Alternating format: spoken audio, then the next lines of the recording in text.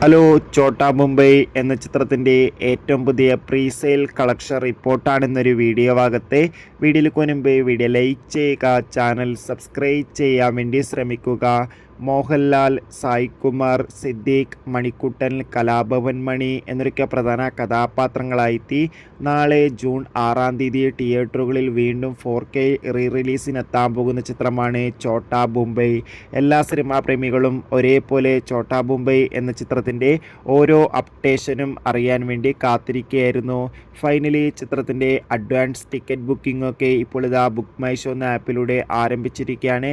അത്യാവശ്യം മികച്ചൊരു ബുക്കിംഗ് തന്നെ ചിത്രത്തിന് ഇപ്പോൾ നടക്കുന്നുണ്ട്. അതുകൊണ്ട് തന്നെ ഇപ്പോൾ കിട്ടുന്ന ഏറ്റവും പുതിയ അപ്ഡേഷൻ പ്രകാരം ചിത്രത്തിന് ഇതുവരെ പ്രീസെയിലൂടെ മാത്രം ഏകദേശം 5 ലക്ഷത്തിൻ്റെ അടുത്ത് വരെ കളക്ഷൻ നേടിയെടുക്കാൻ വേണ്ടി സാധിച്ചു എന്നാണ് ട്രാക്കിംഗ് റിപ്പോർട്ടുകൾ സൂചിപ്പിക്കുന്നത്.